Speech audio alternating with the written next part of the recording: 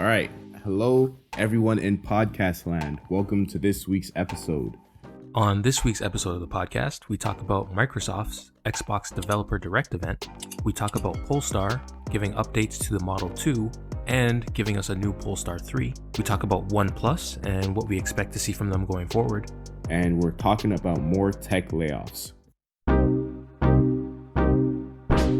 All right, so our first topic for the podcast is Xbox announced a Developer Direct, kind of a Nintendo Direct style event where they were going to do a quick and deeper dive into some of the games that are supposed to be coming out early this year. So originally when they announced this event, they said that there was going to be an update on the Elder Scrolls Online, which is a big MMORPG from ZeniMax Online Studios. They talked about an update from Forza Motorsport, their big racing game, their racing sim game that's supposed to be coming this year. An update for the Minecraft Legends game, which is going to be a strategy game that's built in the Minecraft universe that's actually being developed in part by a Canadian studio set in Vancouver, which is really cool. And the big news was going to be a really kind of deeper dive into Redfall, which is their big first-party game that's supposed to come out in the first half of this year from Arcane Studios, specifically Arcane Austin. And the interesting thing about this was going to be a presentation coming directly from developers. So we weren't going to get a presenter on stage. It wasn't going to be Phil Spencer coming out and talking to us about these studios. We were actually going to be inside these studios, having the developers talk directly to consumers and the community about the games that they're making, which personally I'm a big fan of. One of my favorite E3 events back in the day was always Ubisoft's E3 press conference, where they would get developers on stage and there would be a lot of, not necessarily the most presenter focused people out there. A lot of developers who maybe weren't super comfortable being in front of a huge audience, and maybe there were some kind of cringe moments and stuff like that. But what was really cool about that is you actually got to hear from the people who were making the game. And yeah, some of the moments were a little bit cringe and stuff like that, but it was still cool that you got to see people who are making these games present them and kind of show the stuff that they were really passionate about, which is, you got a little bit of this here. It was a little bit more produced, but you did get still some of those cringe moments in some of these presentations, which is kind of cool to see. But there was some cool things and some actual surprises about this event. So the big thing is, we got some release dates. So Minecraft Legends comes out April 18th, 2023. And then, yes, it is. And that's going to be it was going to be their big game for the first half of this year in terms of its first release. But we got a little surprise about that, and we'll talk about that a little bit later. And then the next month, on May 2nd, 2023, we're going to get Redfall. Now, this was a game that most people were really kind of curious about because we haven't seen much about it. And essentially what this is it's kind of like a co-op shooter, but you're like fighting vampires and stuff like that. And there's like 4 heroes that you can choose from, and you can like go through. And it's an open world kind of game, and there's a story. It's a single player game, but you can play it co-op. So it's kind of a cool kind of look, and it's mainly like a shooter with powers kind of a situation, almost like a more open BioShock kind of game, but taken a little less seriously. It's really cool looking. That's coming out May 2nd, 2023. And then obviously the update to the Elder Scrolls Online, which is going to go back to, I believe, Morrowind. And that's coming out June 2023. And then obviously an update on Forza Motorsport, which is coming later this year. There was no exact date for that. But the really cool thing was a game that they didn't announce was going to be in this conference and kind of just showed up, was a game called Hi-Fi Rush. And this is a game being developed by Tango Gameworks, a very different game than what they've worked on in the past. Tango Gameworks is a studio led by Shinji Mikami, Resident Evil fame, so to speak. And they're mainly known for horror games. They've done The Evil Within and The Evil Within 2. And their most recent game, which was actually a PlayStation exclusive, called Ghostwire Tokyo. But this game, Hi-Fi Rush, completely different. It's not a horror game whatsoever. It's actually a really, really cool looking action game where you have to, or you don't have to, but the goal of the game is to fight your enemies to the rhythm of the beat that's going on in the background. And it kind of reminds me of a little bit of No More Heroes mixed with Metal Hellsinger. If anyone doesn't know, Metal Hellsinger is like a shooter where it's like metal music playing in the background and you kind of have to shoot to the beat in the background. But there's very much a No More Heroes kind of vibe to this game, and it's really, really cool to see. But the really surprising thing was it launched the day they showed it. So it was kind of just like a stealth drop of like, hey, we made this game and it's available now. You can play it today. And it's free on Game Pass if you have Game Pass. And, if you want to buy it, you can buy it. But that's really, really cool. That's something we haven't seen, I think, since Apex Legends was the last game I remember doing that. And that, launched to a lot of fanfare. People really loved that game when it came out. And I'm hearing similar things about Hi-Fi Rush. This is a single player game, so it's not a game like Apex where it's like a multiplayer game. This is a single player game, but the impressions seem to be incredibly positive. And that's just really, really cool to see. I think Game Pass allows them to do things like this where a game you haven't even heard of and you didn't even know was being worked on can just launch and you're able to play it right now, today. And it kind of changes the whole kind of trajectory of Xbox where we talked about they don't really have much games. 2022 wasn't a really good year for them. They didn't really release much. And there was a lot of negative sentiment around the lack of updates to Halo Infinite. But yeah, they kind of just turned that around right away with all these games being announced coming in the first half of this year, as well as stealth dropping a game that apparently seems to be really, really good on the day of this presentation. It was just kind of cool to see, Xbox seems to be kind of steering the ship in the right direction. But did you get to see any of these games from this developer direct? And how do you feel about the idea of a game you didn't even know about stealth dropping today on like an Xbox platform? I don't know. To me, that just seems like a really cool idea. Hopefully they do more of it. No, yeah, I definitely agree. That's a really cool idea. And I wish more people did that. I mean, I know part of marketing games, right, is okay, you want to announce it and then you want to have a teaser and then you want to build up hype so that when it does launch, you have the big demand for it. People have been waiting, people have been anticipating this game. But I do think it's really cool when it's, hey, we announced this game, you get people excited for it, and oh, by the way, you can play it right now, immediately. I wish more stuff happened like that.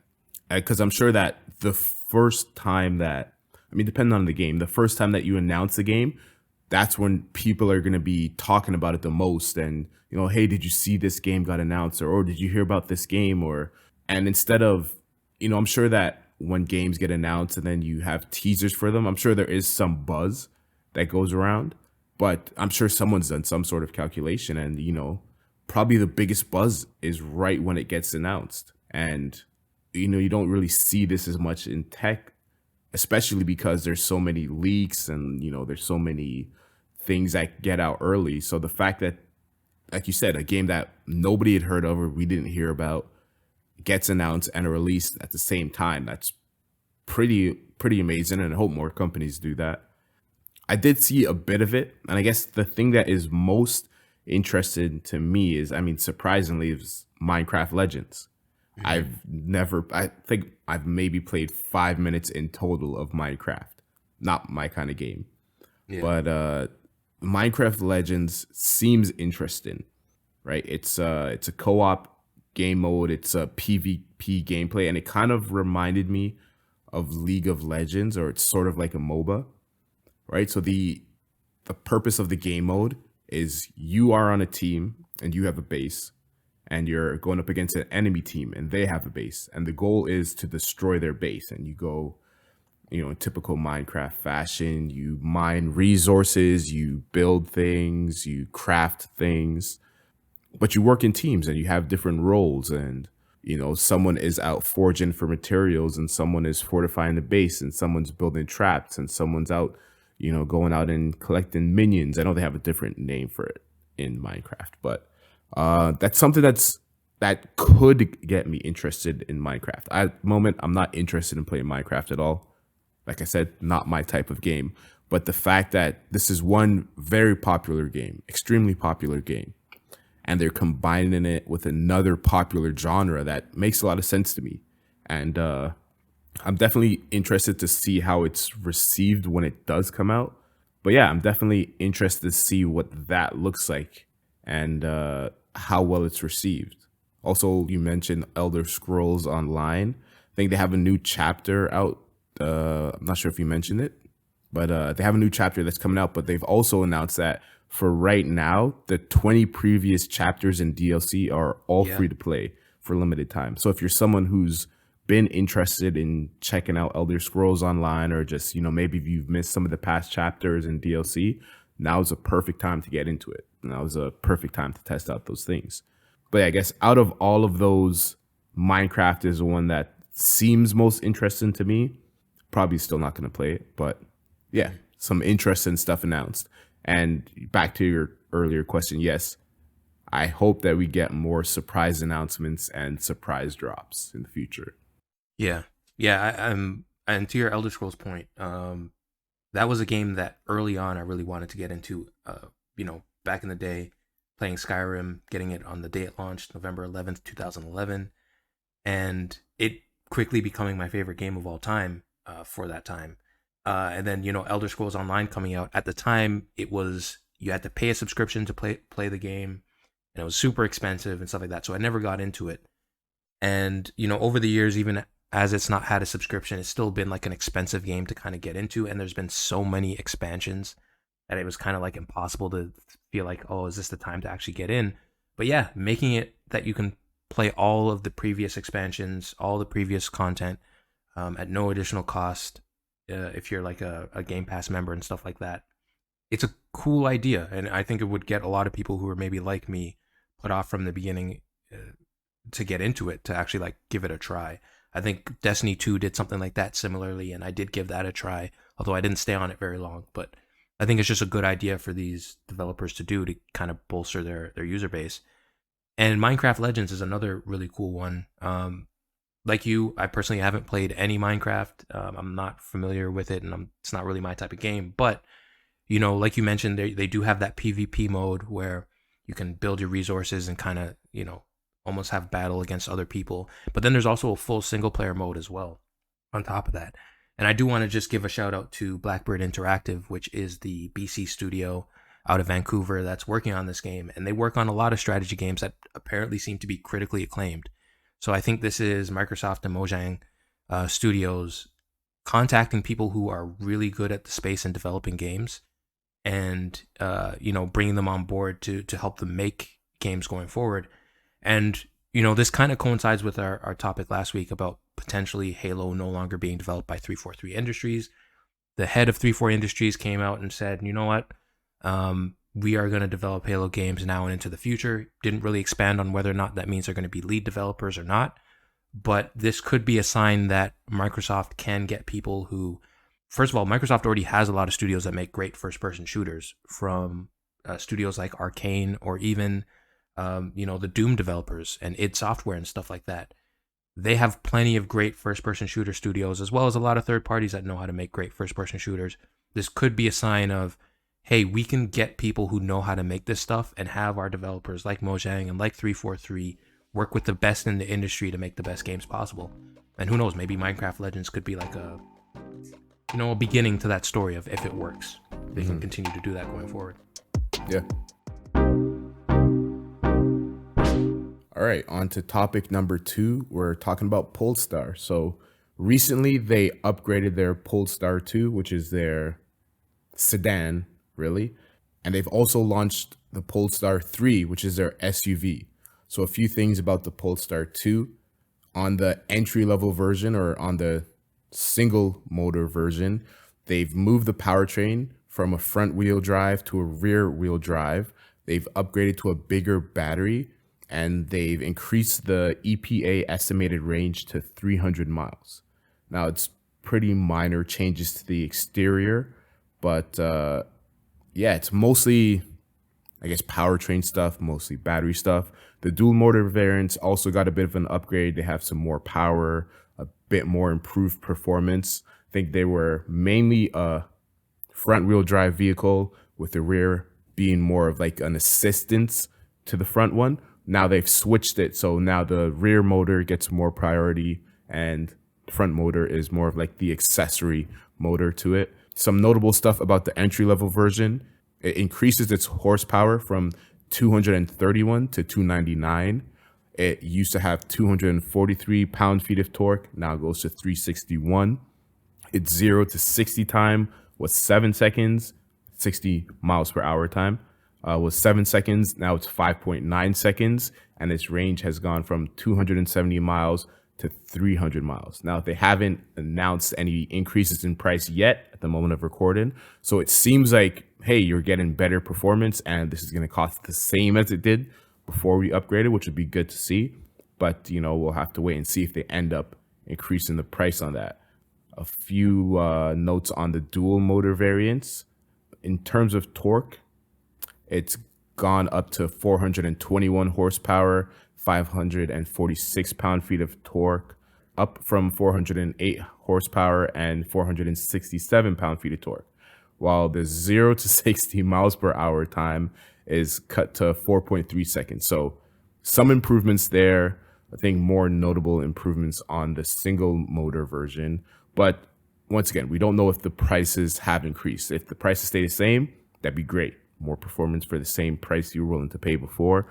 But if there is a price increase, it's going to be okay. How big of an increase does this performance increase warrant this much of a price increase? But good to see that Polestar is making strides too. They're another big name in the EV industry. And they've also launched their 3. Now, you're the one who brought up the 3 to me. I didn't realize that the 3 had launched. But in terms of their SUV, what are your thoughts on the SUV? Do you like how it looks? Do you like its features? Do you like its price? And also, I guess, what do you think of these improvements to the Polestar 2? Do you think they're going to keep the price the same? Or do you think they're just waiting to raise the price on us? Well, yeah, I definitely think they're going to raise the price. And I think the price is going to raise a couple of times. I think it's going to be an initial raise right now for these updated versions. And then I think it's going to raise again because there has been some news that Polestar wants to start developing vehicles in North America to specifically in the United States so that they can qualify for federal tax credits. Because the new rules now state that if you want federal tax credits in the US for vehicles, especially electric vehicles in particular, they have to be manufactured in North America. And I think that's something that they're going to start to focus on. Now, in terms of the Model 3, there's a couple of things. The price, definitely not a big fan of. It's really expensive. It's a $90,000 car. Just under $90,000 for the base model, and then I believe up to around $98,000 for the more premium version with a little bit more range and some more power. But I'm a big fan of the Polestar model, the Polestar 2, and it's one of my favorite car designs. I'm also a huge fan of the Polestar 1, which is a very different car, and they don't make anymore. But I think that along with the Ferrari Roma are like the two most beautiful modern cars that have been designed in the past 5 to 6 years, maybe even the last 10 years. I think those are really, really good looking cars, but also ridiculously expensive and kind of have a really small audience. The Polestar 3 is supposed to grow the audience of the Polestar brand, but I think the price is going to kind of hamper that a little bit. I think it's a little bit too expensive. I think if they got it to the $70,000 range, maybe they could have had a bigger audience for this vehicle, and maybe that's something they're going to be looking forward to in the future, especially when they try to qualify for more of those tax credits. But the design of it, once again, big fan of the Model 2, or sorry, I keep saying Model 2. It's just called the Polestar 2. Big fan of the Polestar 2. The Polestar 3 to me seems a little bit like a step back. It seems a little bit more mainstream and like every other crossover that we see, whereas the Polestar 2 was a very different car, especially for electric cars. It was a lot more boxy. It was a lot more cool looking, in my opinion, and it had a little bit more clearance and had like these really strong shoulder lines and stuff like that. It just looked like a very different car from like what a Tesla was, which was very rounded and very smooth. The Polestar 2 was the opposite of that. And I think the Polestar 3, even though it does have some, muscular elements to it, it does get a little bit more rounded and a little bit more like every other crossover out there. If especially from the side profile, I think the front still looks really, really cool. But yeah, I definitely prefer the Polestar 2 over the Polestar 3. But the one interesting thing about the Polestar 2, because of its design, it wasn't very efficient in terms of drag coefficient and stuff like that. We've talked about things like the Mercedes EQS, which is a very definitive, or I shouldn't say definitive, it's a very polarizing vehicle in terms of the way that it looks. A lot of people really don't like it because it's so rounded and so smooth. Hmm. But the reason why they do that is so they can get the best drag coefficient and get a really efficient car. The Polestar 2 is not that. It's not efficient, and it struggled with range when it first came out. And this change from front wheel to rear wheel biased vehicle, to me, is a sign that they know the limitations of that vehicle, and they're going to focus it on areas where it can be really good. And the reason why I say that is rear wheel biased vehicles aren't great for cold climates. They aren't great for snow. They can throw the tail out a little bit easier, and it could be a little bit more difficult to get traction. Obviously, drivers can get around that, especially if you're a really good driver and you know how to drive rear wheel vehicles. You can get around that and, potentially find ways to drive better in the snow. But it's just a little bit more difficult for everybody to be like, okay, I'm going to get a rear wheel drive vehicle for cold climates and for snow and for ice and stuff like that. And the reason why that's important is because also what happens in cold climates is that batteries don't perform as well. And the Polestar 2 was not very efficient, which means that the battery would die very quickly in cold climates. And I think this is now focusing the Polestar 2 on, okay, maybe this isn't the car for people who are in cold climates. Maybe we can get the Polestar 3 to a point where, it can kind of be that car for some people. But yeah, I definitely think these cars are going to be more focused on warmer climates and not necessarily a lot of snow and ice driving. But good changes overall. I'm just kind of curious to see what happens to the line when they start developing their vehicles or building their vehicles in North America. And also when they bring out that coupe that they showed a while ago, the Precept, I think it was called. That's going to be their next vehicle. It's going to be hopefully a two-door coupe type of vehicle that doesn't really sell very well. But in the absence of something like the Tesla Roadster, could catch a lot of people off guard in terms of, hey, we're still waiting for this Roadster that we've been really excited about. If Polestar can kind of beat Tesla to the punch in that vehicle, I don't know, maybe they can catch some Tesla fans and bring them over. Yeah, the Precept does look very nice, very futuristic, and as you said, people have been waiting for a while for this car. I think even when you look at stuff like the Rivian, like the F-150, like even Silverado, right? How long have we been waiting for this Cybertruck to come out, for an electric pickup truck? And Tesla kind of got everyone hyped up for it, and now they're dragging their feet with getting the units out to people. So it's kind of, they've created this excitement, this demand, and they've allowed other companies to kind of come in and, meet the demand, supply what the people want. And as you said, people have been waiting for the Roadster for quite some time. So it kind of leaves the window open for people like Polestar, people, maybe Ford comes out with something, maybe Ferrari comes out with a fully electric coupe that can kind of take the spotlight away from Tesla, because who knows if and when they'll ever bring out a two-door coupe that's electric that people definitely want and people are definitely excited for. But yeah, I mean, I'm gonna be optimistic on Polestar. Hopefully they don't raise the prices too much. Mm-hmm. But yes, bringing the production to America probably is gonna raise the prices quite a bit. So that's something that we have to look forward to. Well, one thing I also want to give them a shout out for, something that they've done from the very beginning with the Polestar brand, is their interiors. Their interiors are very cool. They're very minimalist. They kind of rival Tesla on that sense, but I think they up them in a couple of ways. One, you do get like a physical volume knob in a lot of the vehicles, which is really cool. But two, the software that they're running is not proprietary. It's not like what Rivian and Tesla does. They're just running Android. They're running Android Automotive, which is a fully standalone Android infotainment for cars, that you have things like the Play Store. You can have Spotify and all your stuff just in your car, so you don't have to connect your phone. You can just log into your account and then start playing from where you left off. And it's a really, really cool system, very well reviewed. And all of their vehicles, their future vehicles, just got updated. Google showed off the new version of Android Automotive at CES, and it's very impressive. And now they're starting to support Apple CarPlay as well, which they didn't do at launch. So it's kind of like the best of both worlds. You got a fully integrated, completely independent Android system for your infotainment, your car infotainment, and you also have access to Apple CarPlay when you want to connect your phone. it's just kind of like the best infotainment in the industry, according from what people are saying. And you kind of hope that maybe companies like Tesla and like Rivian open up to allow things like Apple CarPlay and stuff like that, because that's generally what people really want. It makes it a lot easier and a lot safer for them to use their devices in their car. So I want to give them a shout out to that. And then also in our end of year podcast, we talked about when we are going to see the Cybertruck. And I said, I think we're going to start seeing maybe 5 vehicles shipped by the end of this year, but we won't see mass production. Well, Tesla did announce originally that they were going to start mass production in 2023. That's been delayed. They're now aiming for 2024.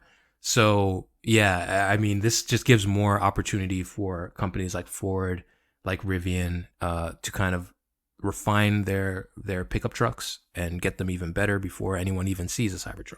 I still think we might see a couple of them shipped by the end of this year, but yeah, I think this is going to get a lot of people who are waiting for that vehicle a little bit annoyed. Definitely. Definitely. I'm not even waiting for the vehicle and I'm annoyed. So I can only imagine if I put down $100,000 on it. Yeah. All right, so our third topic is about OnePlus. They are about to announce a new phone. It's going to be interesting because, so we've talked about Carl Pei leaving OnePlus, and we've talked about the decline of OnePlus phones in the previous episodes of this podcast. And honestly, other than that, we haven't really had much great to say about OnePlus devices for the past, feels like few years now. But we were really kind of impressed. We even talked about the Nothing phone being one of our favorite pieces of tech of last year. And it's interesting to see that, you know, Carl Pei can start this small company that doesn't even ship phones in the United States, at least not officially. They have beta versions that are starting to ship now, but no official product in the States yet. You know, they started with their earbuds, kind of dwarfing what OnePlus was doing with their earbuds, which did not make a good impression when they first started coming out. And they made a budget phone that, you know, admittedly was very similar to an iPhone design, but was different enough and cool enough that people got really, really excited about it. Something that OnePlus hasn't done in years. And it's kind of interesting to see there isn't a ton of leaks. There isn't a ton of information about what this new OnePlus is going to be, this OnePlus phone is going to be. And I wonder if that has to do with a lack of interest in people caring about what this new OnePlus phone is going to be. So I guess I just wanted to have a little bit of a conversation here about what do you think OnePlus can do to get back into the good graces? Like I talked about how, you know, when the OnePlus One came out, I got that, and it's still one of my favorite phones of all time. I still have it. It's a great phone, but they haven't released a phone that has been that cool in a long time. The Nord line has been a little bit of a disappointment. It's supposed to be their budget line. Do you think that maybe OnePlus needs to focus on one device, maybe go back to a more budget line? Should they release maybe 3 devices, one budget, and then 2 more pro devices, kind of like Google does? What should OnePlus do going forward to kind of bring people back interested into the brand? Or do you think there's anything they can do? Maybe they just kind of continue the course and kind of just continue to be a middling phone company going forward. Yeah, I don't think there really is anything they can do. I think they're just going to stay the course. I mean, I think if they went back into the budget market aggressively, you know, more than they've done with their Nord stuff, then yeah, that would get people attention. That would get some of their old fans interested again in them. That would get some new people interested in them. But I think they've gone too far in the, you know, the middling phone company direction to go back now, right? What was so impressive about OnePlus before when they first launched with the One was in terms of what you paid, you got, you know, an unfathomable amount of performance compared to competitors out there, right? Yeah. Like their value, their, you know, cost per performance value completely broke the mold from what other people were doing. And I think if they wanted to go back to that, or I don't think they could go back to that even if they wanted to, right? You have too many investors, too many shareholders, too many, you know, people who just want to see revenue and want to see profits, and they probably don't care necessarily about the image of OnePlus, about being the flagship killer, because it's been a long time since they've been the flagship killer, right? Yeah. So yeah, I don't really think there isn't much. I really don't think there's much that they can do at this point. Their phones aren't really exciting, as you said. I mean, when you look at the new phone, I think it's out in China already. It's supposed to be coming to North America in February, but you look at the specs and it's okay. 6.7-inch QHD AMOLED. You know, it's up to 16 gigabytes of RAM, Snapdragon 8 Gen 2 chip, 5,000 milliamp hour battery, 100-watt fast charging, Wi-Fi 6E. Like it's a it has nice specs. You know, it has great specs, but it has a big price, or we don't know what the price is yet. They're, I think, yeah, February 11th. 7th? 7th? Was it? No, sorry. February 7th is the event. The event is the Cloud 11 event. Yeah. The Cloud 11 event, February 7th. So on February 7th, we'll get, you know, North American pricing, I think global pricing too. But I'm not expecting it to be a budget phone. I'm not expecting it to be a mid-range phone. It's going to be a premium phone. And a premium phone with premium specs, yeah, that's good, but there's a lot of other premium devices out there, right? So what are you doing to differentiate yourself? You can't rely, or they can't rely on the OnePlus name anymore because, like I said, OnePlus used to be a flagship killer. It's definitely not that anymore, Yeah. right? And they had their partnership with Hasselblad, or they started their partnership with Hasselblad, and there wasn't a drastic change when that happened. People were expecting, okay, you know, Hasselblad, this very renowned camera company, maybe it's going to greatly improve the performance of their cameras. Didn't really do that.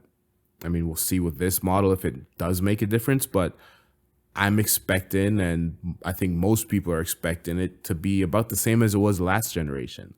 So, you know, you're throwing all these premium names around, like the Snapdragon chip, you got a QHD AMOLED, you got Hasselblad working with you on the cameras, but you know, you're charging not an arm and a leg, you know, but you're charging a big price tag for this, and it's not really that much better than any of the other devices out there. So why go to OnePlus?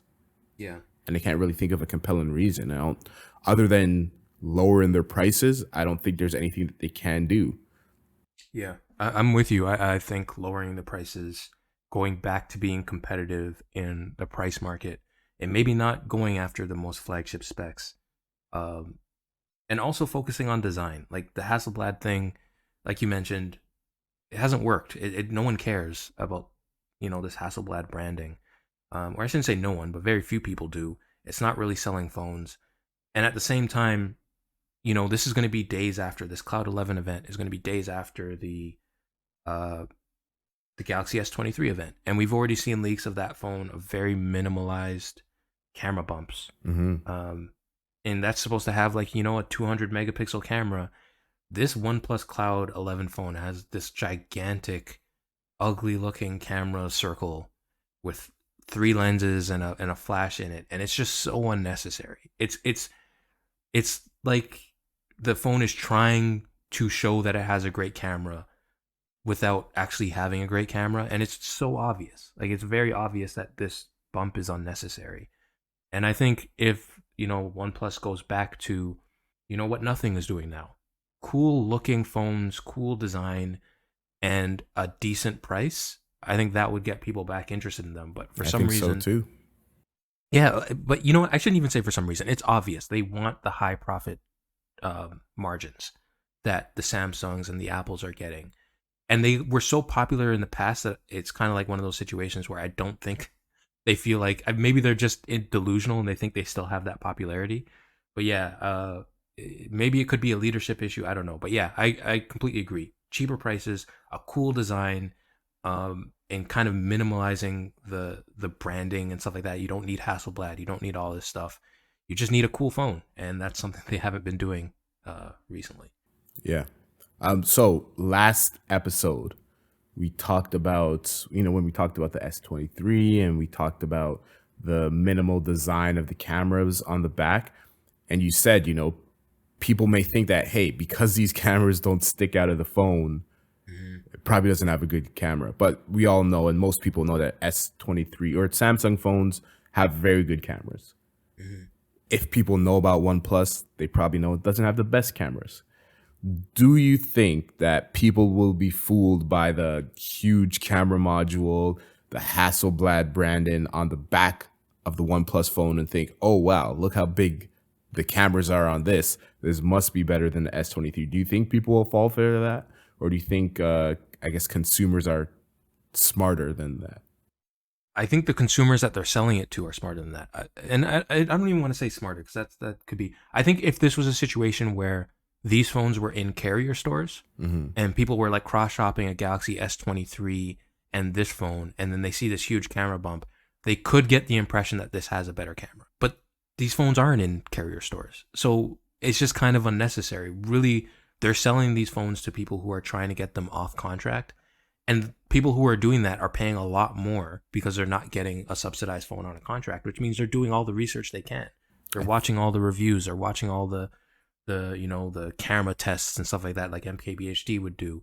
And this just isn't performing. So yeah, in this situation, I think it's going to be a huge downside. Whereas I think something like a Samsung Galaxy S23, if it's going up against an iPhone, and someone picks up the iPhone and be like, well, obviously iPhones have great cameras, so it's kind of a hard let's say Pixel instead. And they pick up a Pixel and they see, oh, Pixel is known to have good cameras and it has this giant camera bar. And the Galaxy S23 is known to have good pictures, but these camera modules don't look as big. Maybe that could convince a couple of people to pick up the Galaxy S23, the Pixel instead. But also the Pixel's cheaper. So I think it's one of those things that people are going to weigh all these aspects. And I don't think there's anything that OnePlus is doing right now that is going to say, this is better than the competition. It's not cheaper than the competition. The cameras aren't better than the competition. The design isn't better than the competition. It doesn't have a headphone jack. So it's a weird device. I don't know. I think in America it is in T-Mobile stores. Okay. Yeah. So T-Mobile customers could get fooled. I guess so. Yeah. Well, hey, that's a good option. But see, that's another thing too. The benefit to that is that you can get that on a contract. And I think that's the key. That's where you kind of hide the price a little bit. But yeah, I mean, who knows? Maybe that is something they can pull off and kind of convince some people. I'm just curious to see, how many of these devices does T-Mobile actually sell? Yeah. Compared to the competition. But it's one of those things. I think they need to build their brand recognition back. I think their brand has been damaged a bit. And I think it's going to take some T-Mobile employees to sell customers on this device. Because Google Pixel has built up their brand name when they started bringing out the A devices. Yep. That were, I think I even went to a mall once and went outside a carrier and the guy was like, hey, come over here. Here's a box that is completely dark. There's no light in it whatsoever. Take a picture with your phone inside this box and see what happens.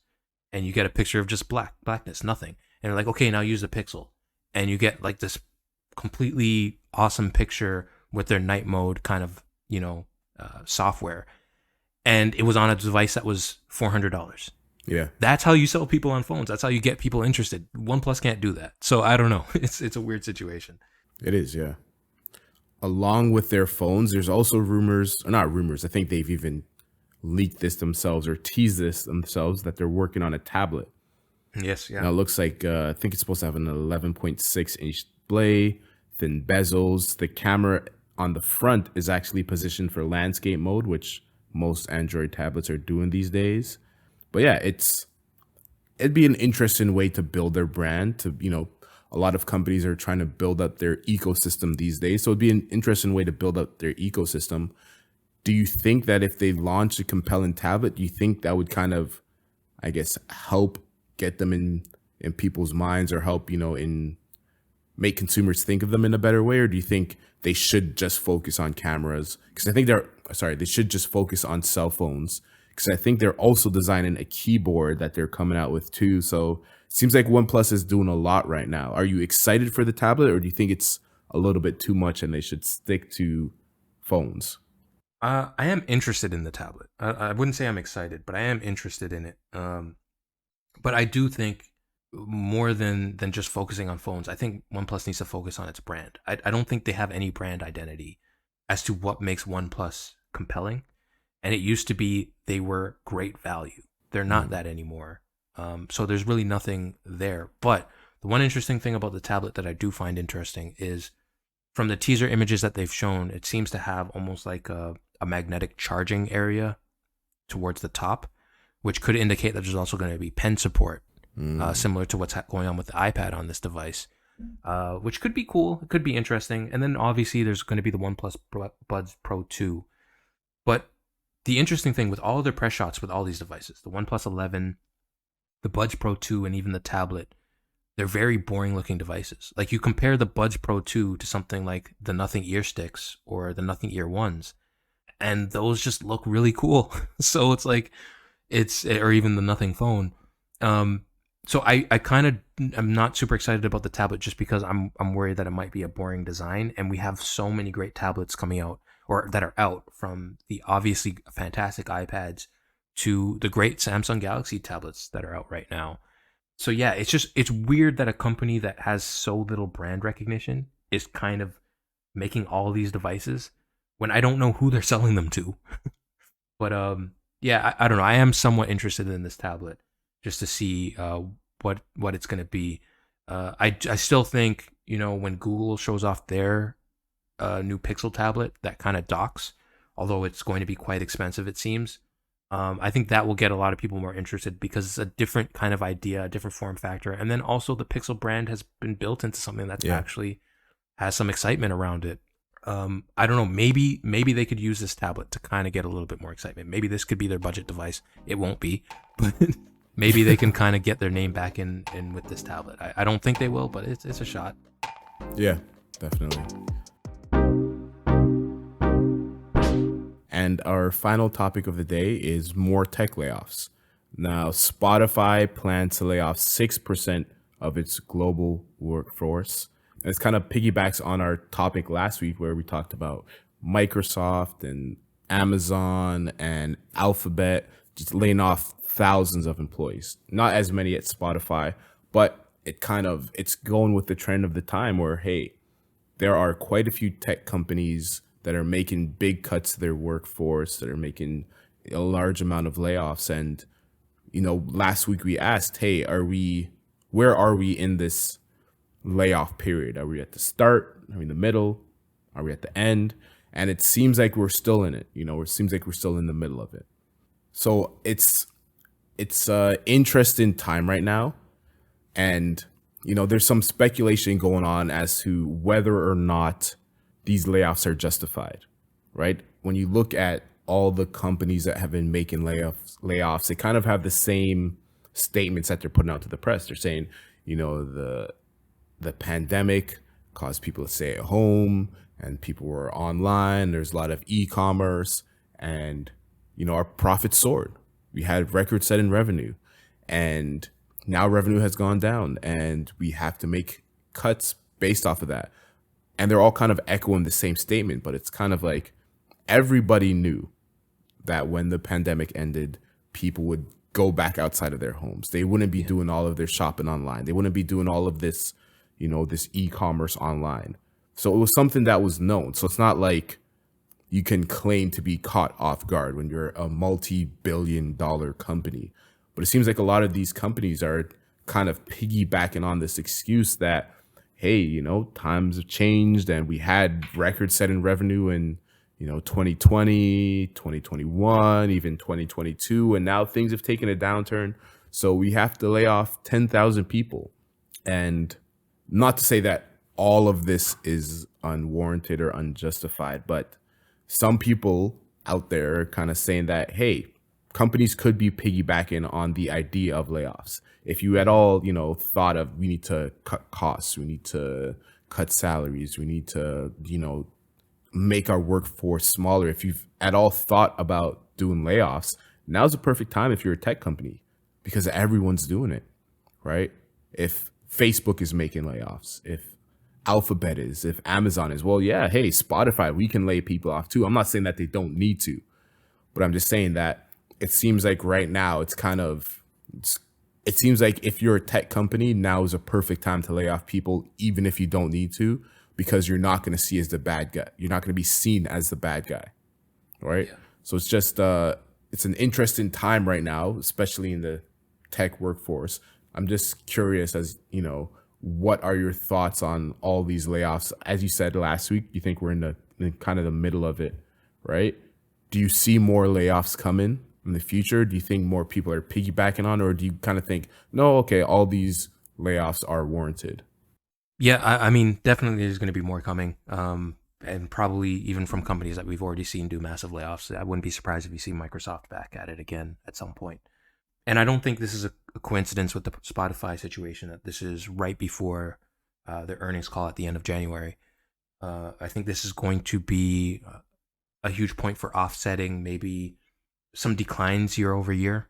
Um, you know, early 2022, there's still a lot of, uncertainty about how the economy was going to proceed. There's still some stimulus out there. There's still some people at home. So yeah, it's an interesting thing to see what Spotify is trying to do here. And I think this is why this trend is a little bit concerning, is because a lot of these layoffs are specifically, and we're seeing them mostly from public companies. And the reason why we're seeing them mostly from public companies is because uh, this is trying to appease uh, shareholders, right? You want higher earnings per share. You want good news about how much revenue you're making in and how much you're spending and stuff like that. And the easiest way to bolster those numbers is through layoffs. And generally, you see the trend of once a company does big layoffs, their stock price goes up, and their investors get happy. And I think that's the concerning part, right? Is that investors got really happy during the pandemic about the amount of money that these companies were making, and they want to continue that happiness going forward. And companies are going to do everything they can to make sure that their shareholders are happy, because technically it's what they have to do. That being said, I think a lot of these layoffs are not necessarily justified, but also I think it also coincides with the fact that a lot of hiring that was happening over the pandemic time was probably a little bit too dramatic as well. Maybe they shouldn't have hired as many people, a lot of these companies. But I will say, one thing I have noticed with Spotify as a user is there was a lot of excitement, around the platform. A lot of people were using the platform. People were really uh, excited about sharing, the songs that they were listening to most throughout the year, and all those programs that they were having about their Spotify Wrapped playlists and stuff like that. And I haven't updated my app in a long time, so I didn't even know that that was happening. But hearing the conversations around that was really cool, and clearly Spotify is developing and working on some really cool things. They had their time capsule at the beginning of this year, where you can add some of your favorite songs, and then they'll present them to you sometime next year and stuff like that. So they're doing really, really cool things to differentiate the platform from a lot of their competition. And you need people to do that. You need talented developers and stuff like that to make these things, and they have that. So the fact that they're kind of downsizing a bit is probably a sign that a lot of the things that they do that differentiate them from their competition might go away. And I think that might end up hurting them in the long run. And, it's going to be something that they're going to have to explain going forward, when the platform doesn't seem as cool and as different as something like Apple Music or YouTube Music. But then there's also the added thing of, when, much like Netflix, when Spotify came out, they were the only game in town. Now there's a lot of competition, and really, really good competition, with something like Apple Music that you can bundle with your iCloud and all your other Apple services, or YouTube Music that you can bundle with your YouTube Premium and all those other services. So, I don't think Spotify necessarily shrinking their workforce and, not being the kind of pioneer in the space that they have been in recent times, especially in the past couple of years. I think that's going to hurt them in the long run. And I think these layoffs might end up proving to be a negative overall. But I don't know. That could just be a wait and see type thing. But I will say, yeah, we're definitely going to see more from a lot of companies, and from companies that we've already seen do layoffs. But I do think that it's going to be a situation where this is trying to appease shareholders, and maybe a little bit hasty. I think a lot of these companies are going to learn that, a lot of their advantages that they've had because of their really talented workforce. Because I think you mentioned this in the Twitter kind of layoffs. When you're doing these large numbers, it's kind of hard to pick out who's the best performer and who's not. And yeah, you do have metrics. Every company has metrics, but metrics are so nondescript in terms of what actually someone is doing to be great. Yeah. And in some cases, you're losing entire teams. So I wouldn't be surprised if you're losing a lot of really, really great Spotify developers, and people who have brought in a lot of these really cool ideas that you're just not going to get going forward, and it could end up hurting the platform, I think, more than a lower earnings call for the quarter might end up being, it's kind of short-sighted thinking in my opinion. Yeah. Guess we'll wait to see how these layoffs affect companies, and then maybe even in a few months, in 6 months, we'll see. Microsoft, Amazon, Alphabet are hiring record numbers of employees, and the largest gain in workforce that we've seen this decade. So yeah, something that we'll have to. Just to piggyback on that, like I mentioned in the past, I wouldn't be surprised if you see that as well, because like I mentioned, with the amount of people looking for work, they can pay people less, right? Yeah. There's much more competition, and I definitely think we will see that going forward, where you're probably going to see a lot of more senior people leaving, and you're going to see a lot of people come in to fill those roles at a much cheaper price, which isn't great. Like that's not how you motivate workers to do great work. You kind of have to pay them properly. But, in situations like this, I think that's where you're kind of going to see a lot of these companies say like, hey, yeah, we were able to save this amount of money on our employees, even though we still have, a pretty big workforce overall. But yeah. Any closing statements for today? Yeah, I just wanted to give a quick update on Steam Deck as a productivity device. So I've been using it recently, trying to see if I could use it to edit video and stuff like that. And I have mentioned on the past that DaVinci Resolve just didn't work. So especially in Windows. So what I was trying to do is there was an update to the drivers for Windows. I wanted to see if that would necessarily give us more support for something like DaVinci Resolve. I installed it. DaVinci Resolve still doesn't work. So I've tried it in Linux. It also does not work in Linux, which I have seen some people say they have gotten it to work in Linux. I have not been able to. So what I did was I looked for other programs that were out there, and I found one called Kden Live, KDE and Live. So it's built by the KDE kind of developer platform. KDE is kind of like essentially it's the desktop interface that the Steam Deck is running, and they have a bunch of applications that you can use. And this is a really actually surprisingly good video editor, one that I have not used in the past, and I was really, really impressed with it. And I was using it in SteamOS, so in Linux, and I was surprised by how well it worked. And I even tried to edit a version of the video podcast in it, and I was surprised by how great and easy it was to use. But there was a problem, and the big problem is that nothing would render no matter what I did. So using the software was great. It actually ran smoother on my Steam Deck than it did on my PC, because there is a Windows version of this program as well. But nothing would render. And it seems like I kind of have to double down on the fact that as much as the Steam Deck is kind of a PC, it's not a great PC. And for productivity kind of work, there's the potential there, but it mainly because it's a custom part from AMD. It's not a mainstream part. A lot of programs don't really know what to do with the hardware that the Steam Deck has. And it's a little bit frustrating because you can tell there's so much potential in this device of what it could potentially do. But it's just hard for it to kind of reach that. But yeah, I do have to give it props though. I was kind of surprised by, one, I want to double down on the fact that I think SteamOS is the best version, the best distro of Linux I've used in years. And I'm kind of curious and hopeful to see if Valve ever decides to make a full-fledged PC, and what the future of SteamOS looks like. Because yeah, I'm despite these failures of productivity on a Steam Deck, I'm kind of really impressed with what Valve has been doing. So it's kind of like a bittersweet situation. There you go. Everyone go out and buy a Steam Deck. Yeah. Take it easy, everyone in podcast land. Catch you in the next episode.